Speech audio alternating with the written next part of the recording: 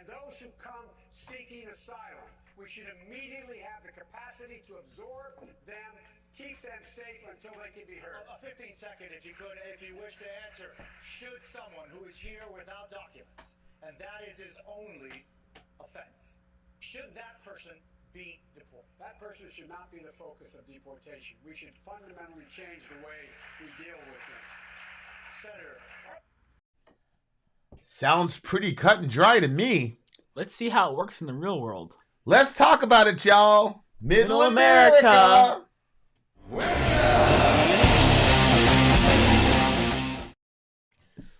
Well, here we are. It is we're into the end of March, into April 1st, into the Biden administration. Q2. And we saw what Biden said about immigration and things of that nature during the presidential campaign, or whatever you want to call it. Okay. Now, he said a couple things in that video. We shouldn't be expelling these people. They should not be the targets of expulsion, et cetera, et cetera, et cetera. Of course, I hold to what I call biblical borders, which means that there's no biblical basis for sending these folks back to the degree that we are. But hey, you know, to each his own. Beluga, DL Beluga, you're not a biblical borders guy. You're more traditional right winger, inhumane, mean to these poor people, basically. Inhumane, mean. My point is, like, you want a closed border, right? Am I right about that? Closed border. I want a country full of safe and prosperous people, which includes many Mexicans. I'm just, they should have a vetting process. Okay. Just like you would when you buy an apartment. I mean, no one's complaining about. Well, actually, they are complaining about that too. But you go to an apartment, you have to get vetted. You have to show us information and stuff. So that's basically how I see it. You're going to our apartment, you're gonna have to get vetted. I see. All right. Let's see how Biden's handling it. The United States is expelling migrants to Mexico far from where they are caught crossing the border, according to Reuters witnesses, in a move that circumvents the refusal of authorities in the Mexican state of Tamaulipas, who stopped accepting the return of migrant families with younger children. The practice is a sign that President Joe Biden is toughening his approach to the growing humanitarian crisis on the U.S.-Mexico border after his administration's entreaties for Central American migrants to stay home have failed to stop thousands from heading north. Some families caught at the border in Texas's Rio Grande Valley said in interviews they were flown to El Paso, Texas, after being held in custody just a few days.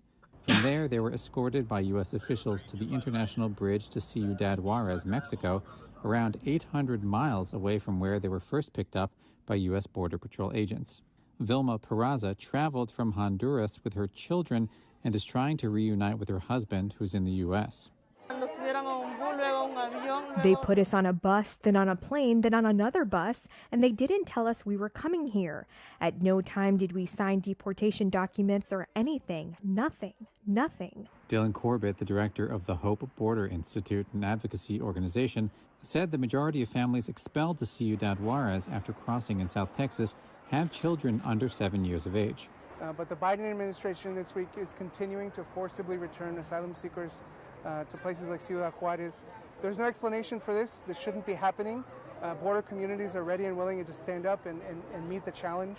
A U.S. Customs and Border Protection spokesman said that migrants have been sent to El Paso for processing, as well as other places in the U.S., due to a lack of capacity in the Rio Grande Valley. Okay, so Mr. Biden said when he was running for office that these people should not be targets of deportation, that we should take them in if they don't have any major felonies or whatever. And separate, Trump was a horrible monster for separating people from their families. And now here we are. In the exact same situation. No, it's worse. It's much worse. It was actually much more organized under Trump. I'm going to let you have your day because here's Ted Cruz By the way, what you just saw was Reuters. Okay. What's Reuters? Is that like a city? It's a news outlet. It's a news outlet. They're not right. They're not left. Well, they're kind of left leaning, but that was just Reuters. What we just saw. So when Ted Cruz is running for office, he's like, "Hey, we should make these people the targets for deportation. Hey, if they haven't committed any crimes, come on, bring them in. Bring me you're tired. Bring me you're hungry. Great, I love it." Well, there has since been a ridiculous like 14+% surge in, or I think it was like closer to 30% actually. Wow. Since Biden took office. I was listening to her Biden spokeswoman or whatever. Oh, like the horrible press secretary? She's like, well, the immigration increased 30% in the last month of the Trump administration. I'm like, no duh. That's because Biden was coming in and he was saying all the nonsense he said before. So, yeah, I understand that there would be a lot more folks coming in during the... what she said last month. She's talking about December? Yeah. After Biden was already elected. Exactly. Biden got elected in November. So then in December, there was a 30% surge. And she thought that was a good argument. No. She's so terrible. Oh, no. The fact that there was a 30% surge in the last month of the Trump administration was because that indicates that the people were looking at the Biden situation and saying, this guy's going to be friendly to us. That's what that means. Because they saw what you were saying during the debate. That's what that means. Getting duped. Huh? These people are always getting duped. Unbelievable. Here's Ted Cruz. Every dog has his day. Well, it's a crackdown at the border on transparency. The White House still refusing to allow reporters into packed migrant facilities like the one you're seeing right now. And Senator Ted Cruz clashing with what appears to be a Biden administration staffer over filming the cramped conditions. Watch this. Are those people? You don't want the pictures taken. The rules are arbitrary and they're designed to keep the American people. Is that a Mexican? Are you respecting the rights of these kids? This is not a zoo, sir. Please don't treat the people. You're right. And this is a dangerous place. Please don't treat the And people. your policies, unfortunately, are trying to hide them. I understand you were instructed. When 18 senators came down here, please respect the people, give them dignity I and respect them, and I want to fix this situation. We all want to fix the this, administration you're working for is responsible for these conditions. That looks like trash. The overcrowding at border facilities is set to get worse, with officials expecting the surge in child migrants to last for 7 months. And as for transparency, White House Press Secretary Jen Psaki is promising to let the cameras in. Yeah, those are all people. These are kids. They're sleeping on the floor. Oh my gosh! And they've got these aluminum like blankets, basically. And there's only supposed to be like 300 of them there. And there's like 1,000 of them or something like that. They're like massively overcrowded. I'm lowballing it. And yeah, wow. It's a bunch of these kids in they're all in the packed zoo, up basically. together. Yeah, and they've got like a plus 10% COVID contraction rate. It's true because they're all smashed together. This is a real shame. And you notice here first of all the hypocrisy of the disgusting hypocrisy of Ted Cruz, who wasn't doing this when Trump was doing this to these people. He wasn't out there doing this and getting to the border and saying, let's look into the facilities. Cruz was saying, hey, they shouldn't have come over here. That's a parent's fault, which, okay, fine. But now these people, nothing has changed. They're still over there. But now Ted Cruz is a warrior for justice for these, when you were talking about virtue signaling, this is Ted Cruz doing the ultimate virtue signaling. He was the really worst. That bad under Trump, though? I mean, it could have been fixed a little bit, but what do you mean? Was it that bad? What do you? No, well, okay. So because of the influx and the surge in population, I will agree it wasn't that bad per se. But Trump was definitely. We had a lot of Mexicans coming in during his administration. Yeah, my point is, Ted Cruz during the Trump administration showed no care or concern whatsoever for these kids. Oh, well, definitely, of course. And now that the shoe's on the other foot, looks like a bootlicker to me. I mean, Heidi got insulted. Yeah. He said one little thing and went about his day. He's defending Trump every which way. As someone insulted my life, I associate with that person. Yeah. No, okay, I'll give you that. For sure. But Ted Cruz. No, we're in agreement. I think he's an absolute. Yeah, it's absolutely disgusting. But what's interesting is he's going to show the conditions in this facility, which are absolutely horrific.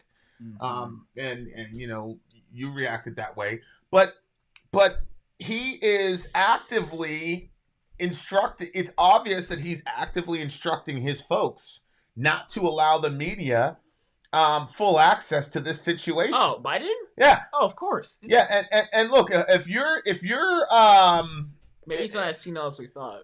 Yeah, if you think I'm wrong on this, here's CNN. Well, the Biden administration has promised its executive branch would be committed to transparency and accountability. But when it comes to the historic surge of migrants we are seeing at the southern border, Biden has come up short on that promise so far. Yesterday, Homeland Security Secretary Alejandro Mayorkas and senators from both parties visited the border, but we don't have footage of that. Normally, a high-level delegation like that would be accompanied by members of the press, but not this time. This is the latest part of a pattern, the Biden administration restricting media access at the border. Journalists haven't been inside facilities holding these unaccompanied children. And Border Patrol agents have reportedly been restricted from sharing information with the media in what's being called an unofficial gag order. Here's the White House's explanation. The Office of Refugee Resettlement has not been hosting, as you've noted, media tours of unaccompanied children facilities currently due to the COVID-19 pandemic, but we remain committed to transparency. Yeah, committed to transparency. So because of COVID, journalists can't go, but then all these congressmen and other officials can go.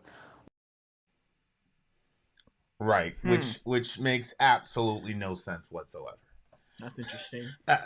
They're trying to say, oh, the reason that we're not allowing the media is because of COVID. But you've got all these kids, forget 6 feet, within 6 inches of each other. The place is overcrowded. They're supposed to be there for 72 hours. They got some of these kids in there for 2 weeks now. Gosh, wow. And away from their parents? Because of the well, some of these kids come unaccompanied. It's a horrible situation. But because of the pandemic, the reporters can't come. But the congressmen and all this. But the congressmen and women. Sardines can be there. How stupid. This press secretary is awful. Well, look. She's absolutely terrible. It's just like Tom Brady, right? Tom Brady, he had nobody to throw to, right? If you got to give the person something to work with. What does she have to work with? What is Biden giving her to work with? They don't want the taxes. You can talk about that. Here's what happened, guys. Here's what happened. We heard 4 years of how horrible and immoral and terrible Mr. Trump was, and then when people said, "Well, wait a second, didn't Biden and Obama build the cages?" Didn't Biden and Obama build the cages? Remember when I used to say that? And what did you say to me? You said, "Oh, that's whataboutism." Remember that? Remember the whole whataboutism phrase? I know that since Biden has been elected, that phrase has now been thrown away. But whataboutism was a phrase that was used all throughout the Trump administration because when people would hypocritically criticize something about Trump that they themselves did, in order to not deal with their hypocrisy, they were able to just simply wave you off and say, "Oh, that's whataboutism." Okay. Well, now here we go. Now Biden's doing it only worse because he was doing the whole orange man bad thing. So any policy that Trump had, he's going to take the opposite view. So you saw at the beginning of the video, this guy said, no, I mean, if they haven't committed any major felonies, then, they're going to be fine. And he's putting them back. I don't know if you got touched, but he's putting them back farther than they came from because the Mexican government wasn't letting them come to the original countries that they came from. Right. So they started sending them even further, saying, just take them off our hand. Get rid of them. Right. Yeah. He just sent them straight to Ciudad Juarez, and they're coming from Central America. So, yeah, I mean, it's worse than when they actually showed up before. But every time we tried to warn you that this guy Biden was no better than Trump, most of us fell for the gaslighting and the media telling us that Trump was like basically Hitler. He was horrible to people of color, blah, blah, blah. I'm sorry, but we had inhumane conditions, and I spoke out against it on numerous occasions. But they were better conditions than this, especially in the context of a pandemic. This is, look, this is, I've said it a trillion times. I am a biblical borders guy, but we can't make any mistakes about it. This is an extremely complex issue. And when people try to act as if this is just a simple solution, that Trump just showed up and everything he did was wrong and just unnecessarily cruel, and Trump was just a racist, xenophobic, evil bastard, and that's why all these people were treated this way. Okay, well, now that you have it, Biden, they're being treated almost worse. Now, I know somebody's going to tell me, they're like, well, Biden is paying for like 8,000 rooms in a hotel, so ICE is able to relocate some of these kids into this hotel. But they're projecting that 1 million of these people are going to come over in fiscal 2021. There's not going to be enough hotel rooms for it. Then what are you going to do? The point is, this is not a simple solution. It's not even a simple solution. But the other point is, neither party wants this issue to go away. That's the conclusion that I've come to. Much like the abortion topic with pro-life politicians, right? Is that these pro-life politicians, and all of a sudden Trump found his way and he became pro-life. All this pro-life rhetoric, yada, yada, yada. Do you know who wants abortion? The only group of people who want abortion legal more than Planned Parenthood and their folks are pro-life politicians. Because as long as abortion is legal, they can pretend that they're against it and that you have to vote for them. Otherwise, abortion will never leave this country. You see? So I can show you example after example of pro-life politicians killing abolitionist bills in regard to abortion. Namely, meaning Republican pro-life senators and governors, etc., vetoing legislation or killing bills that are designed to abolish abortion. Why? Because as long as abortion is an issue, then they can get right-wing and Christian people they can pressurize to the vote. I cannot tell you how many times people were telling me, you have to vote for Trump if you're pro-life. How could you not vote for Trump if you're pro-life? I don't know. Maybe the RHA bill, that bill where you can butcher a kid alive at 9 months in New York City, that got passed under Trump's administration. And what was Trump doing when that bill got passed? That's right. He was in a pissing contest with Nancy Pelosi over what? The wall. None of these people, Democrat or Republican, want this issue gone. They want this issue to be a consistent problem so that they could blame the other party. So now they've just switched. It's uncanny what's occurring. They've just switched sides. Like political pawns now. Right. Because each party can point the finger. Right. Because you had AOC. I don't know if you remember the big shot. Remember. When she was like, her hands were on her knees. She was taking the wall. The wall. And then you looked, it was a parking lot. And then beyond the parking lot, they had the kids. But the kids were not in as bad a shape in the AOC Photoshop than this one, than with Ted Cruz. It's just amazing. You have two Latinos going to the border, acting all emotional on the Republican and Democrat side. Everybody just flipped sides. So Fox News was reporting on the border, blaming the parents, blaming the victims, whatever. And CNN was doing this thing, you guys are horrible, blah, blah, blah. And then you had AOC going in there for the photo op. And now it's just flipped. So now Ted Cruz is going down there. They're sending Ted Cruz because he's a person of color. And then he's doing all this emotional stuff and exposing. They both love it. They love the fact that you've got all these brown pawns at the border so that you can make the other person look terrible. None of these people want to fix this problem. None of these people want to come up with an actual workable solution, because you know what? It's going to take a bipartisan effort where you put your mind together and come up with creative solutions, where you deal with Mexico and say, Mexico, you're going to have to release some of this burden, et cetera, et cetera, et cetera.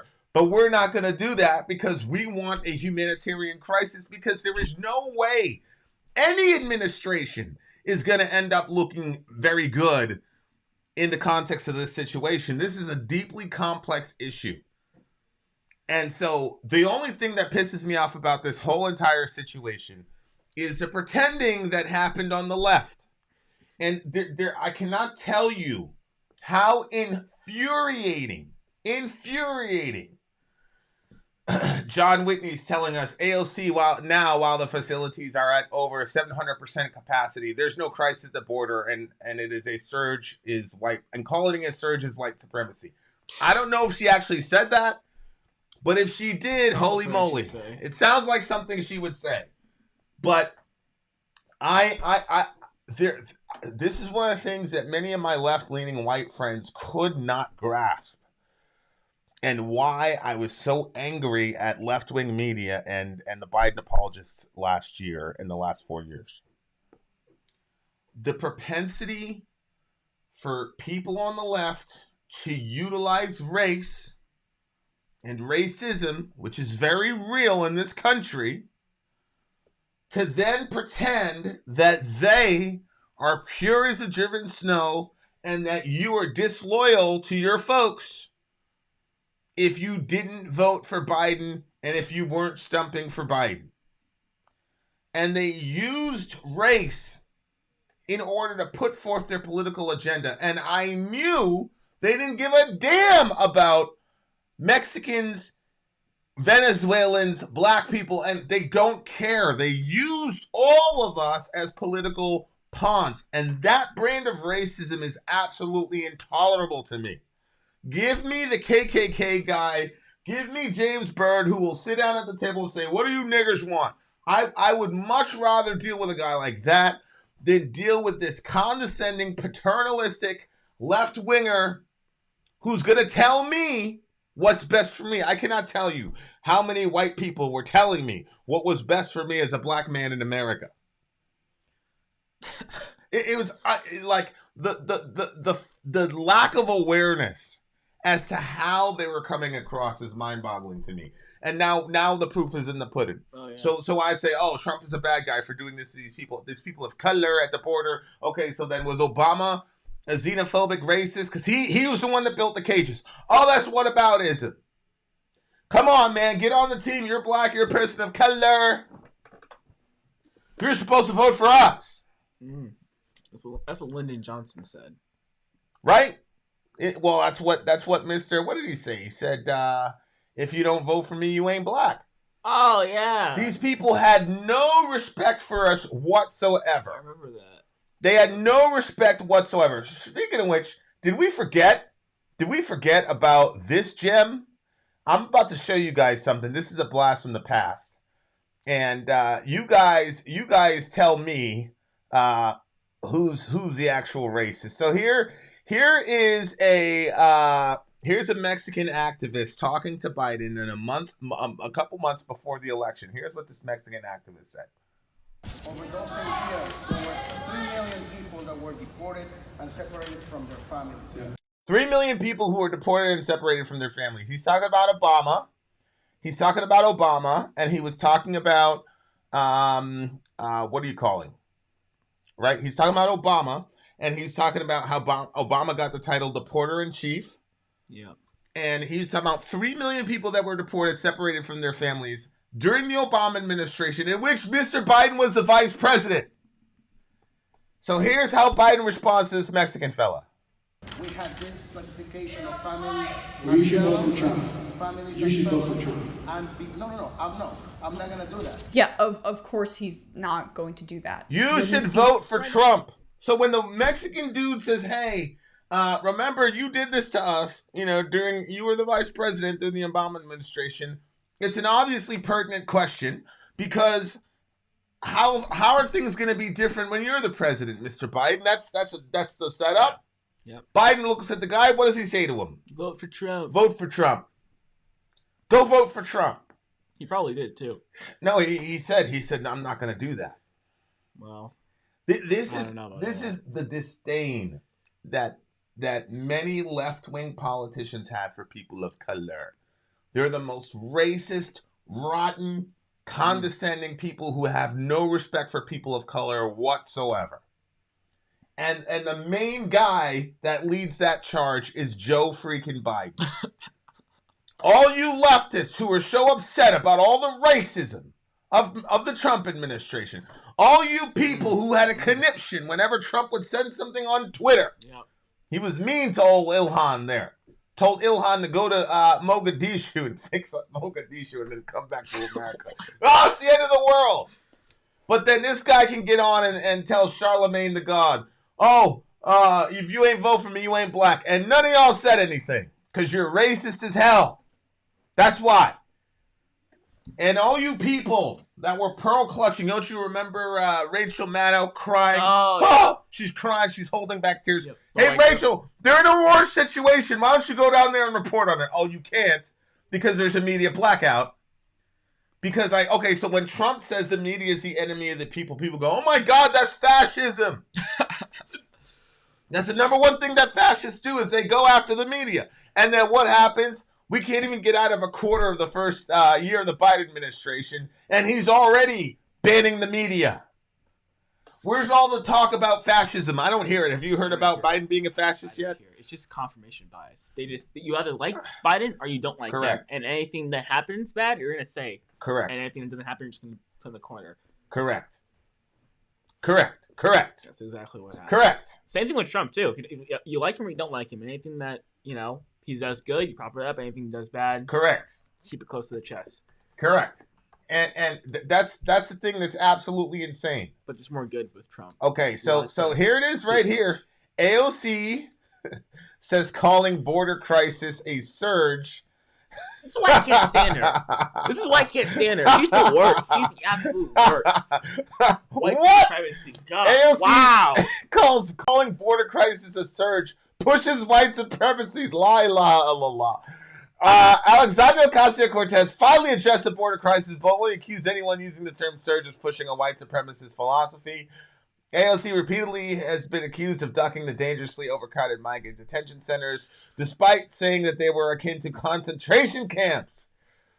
Here you go, guys. This is March 30th, 2021. This is yesterday. 2 days ago. This is 2 days ago. This is how these people are living in the midst of a pandemic. It's not a border crisis. It's an imperialism crisis. It's a climate crisis. It's a trade crisis. Come on, AOC. Come on. Well, first of all, gut check. Stop. Anyone who's using the term surge around you consciously is trying to invoke a militaristic frame. No, AOC. No.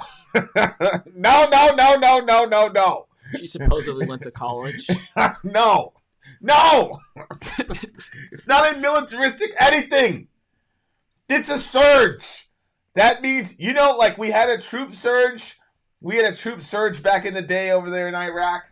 That's what happens when a group of people who normally come in at the tens, they start coming in at the hundreds and the thousands. That's called a surge. AOC. That's all it means. Nothing. There's no secret white supremacist anything about that. Holy moly! Yeah, can you believe this stuff? I can't believe it. I truly can't. Look, I couldn't stand Trump's border policy. I thought it was horrible. The difference is at least Trump will be honest. I don't want these people in my country, bro. That's what he was saying. Then he came out right at the beginning on the little escalator from The Simpsons. Said, I don't like these people, man. They're criminals, blah, blah, blah.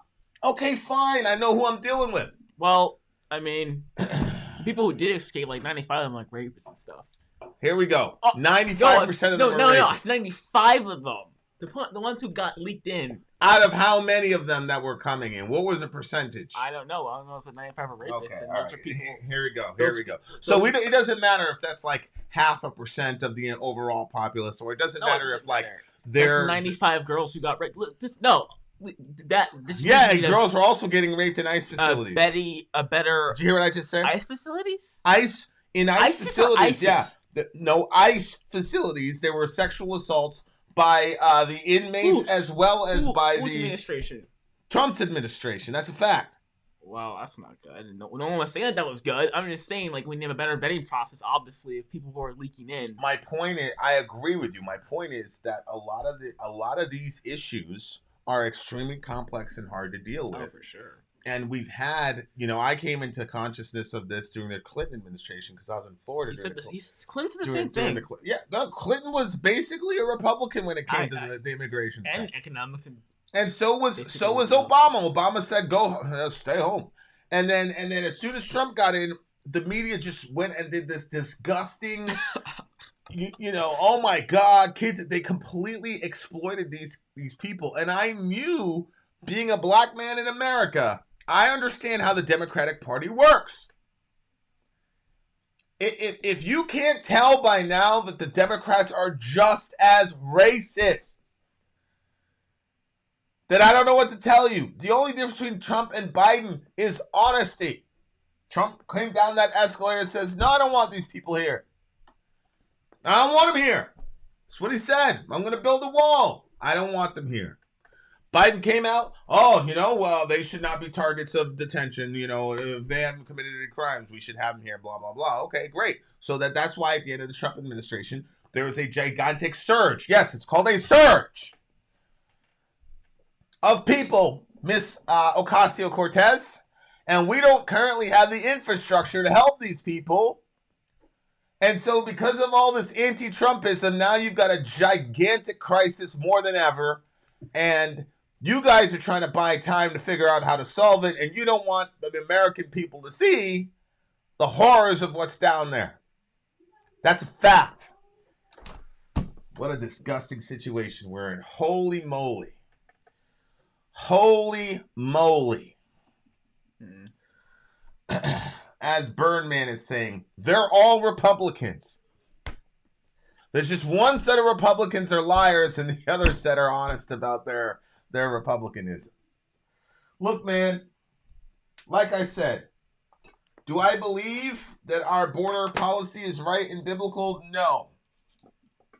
But do I believe that there are easy solutions to this problem? No, I do not. There are difficult solutions, and the only way we're even going to have a prayer of fixing it is a bipartisan effort. But nobody on either team really wants to solve this problem because this is a horrific hot potato that, as long as we're in a bifurcated Congress, we're never going to even come close to solving the problem, and whatever administration is in power at the time is going to always look horrible. And the other side can always make them look terrible. They don't want to solve this problem. Obviously, they don't want to solve this problem. Holy moly.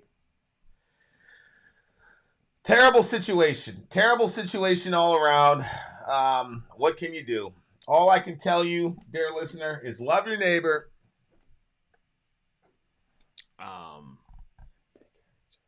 Take care of each other. Middle America. We are the media. Till next time, guys.